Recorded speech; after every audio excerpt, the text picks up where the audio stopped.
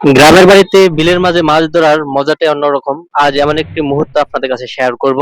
আমরা সাত সকালবেলা চলে গেলাম বিলে, একেবারে সারা পুষ্কুনি, যেখানে কোনো পার নেই, সব সারা মাছ, সব যেটাকে জিওল মাছ বলে গ্রামের ভাষায়, জিওল মাছ।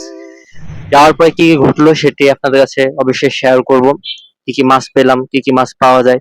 দিঘিটা অনেক বড়, কিন্তু প্রথমে আপনাদেরকে ফুলের শুভেচ্ছা দিয়ে শুরু করলাম।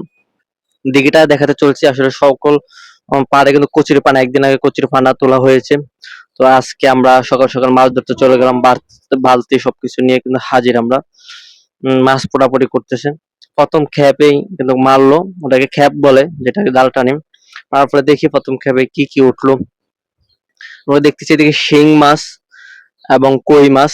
প্রথম খেপে অনেকগুলো মাছ উঠছে, প্রতি খেপে মাছ পাওয়া যায়। এক চাচাকে সাথে দেখা, চাচাকে জিজ্ঞাসা করলাম, চাচা হেনা কোথায়? কি কই? রানী কইয়া রানী রানী কই?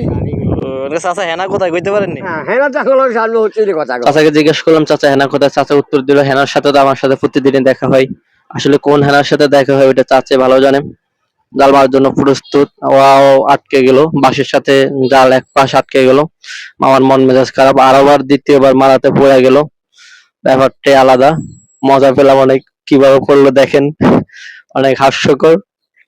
যাক, তাড়াহুড়া করে আবার উঠলো। ওঠার পরে জাল টানার পরে তাও মাছ পাওয়া গেছে, মানে এইটুকু জায়গা পরিষ্কার করছে তাও অনেক মাছ। আপনারা জানেন কুমিল্লা জেলায় কিছুদিন আগে বন্যা হয়েছে, তারপর পর সকল পুকুর, সারা পুকুর সব ডুবে গিয়েছে। তখন থেকে কিন্তু প্রত্যেকটা জায়গায় অনেক মাছ, একেবারে ব্যাপক মাছ, সব ধরনের মাছ পাওয়া যায়। আমার মন খারাপ হয়ে যায়, আমি বলি আমি জালটা মারি, আমার হাতে দেন। জাল মারার মজাটাই আলাদা, অত বেশি ভালো করে মারতে পারি না, তাও তাড়াহুড়া করে নিলাম, মারলাম। ওয়াও, মামা বললো অনেক সুন্দর হয়েছে মারা। যাক ভালো, তাও মাছ উঠবে অবশ্যই। আসলে যেভাবে মারি মাছ উঠবেই। চারপাশে কচুরি পানার জন্য মাছের নিঃশ্বাস ফেলাতে পারে না, এমনটাই ওরা বলে। তো এই জায়গায় আসে, মাছে অনেক ফোটাফুটি করে।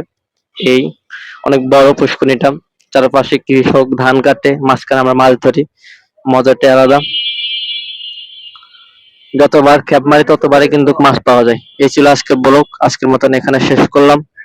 অবশ্যই কেমন লাগলো জানাবেন, যদি ভালো লাগে কমেন্ট করে জানাবেন, এবং এমন একটি মুহূর্ত আপনাদের কাছে কেমন লাগছিল এটাও বলবেন। আসসালামু আলাইকুম।